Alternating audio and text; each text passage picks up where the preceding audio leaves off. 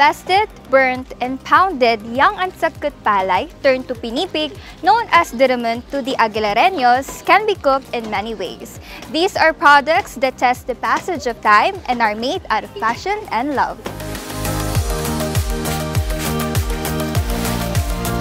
In 1998 na umpisa ako dito ng duramen.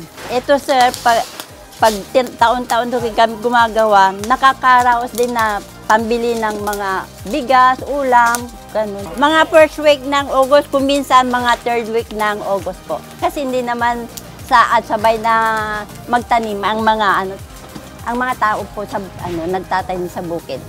Kumukuha sa amin yung buyer namin, ibinebenta sa iba't ibang lugar. Ito tumutulong lang sa amin itong hanap buhay dahil sa na sa mga bata, yung pag-aaral nila, pagbaon, tapos kuminsan din pambili ng mga ulam. Isa sa pinagmamalaking unsagkut product ng Aguilar ay ang duramen in lubi.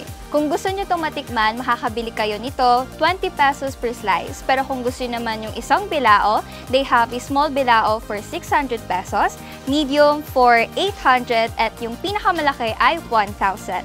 Aside from duramen in lubi, pwede rin itong gawing bibingka, bilo-bilo, ginataan, ice candy, and many more. Teamwork really does the dream work. Yan ang pinapatunayan ng produktong inlubi na bunga ng paghihirap, tiyaga at determinasyon ng mga Aguilareños.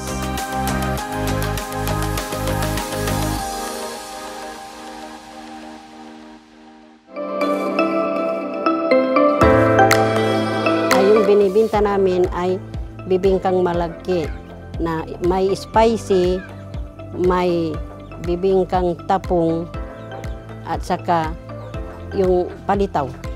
Isang bilao, ang binta ko 800. Yung binibinta ko ngayon yung spicy na bibingka. Masarap kasi kaya siya mabinta. Masarap na parang may anghang. Diyan ko kinukuha yung mga budget ng anak ko sa eskwela at saka budget sa bahay. May mapambili ng bigas na 1 kilo, 2 kilo, at saka yung mga baon ng mga apo ko.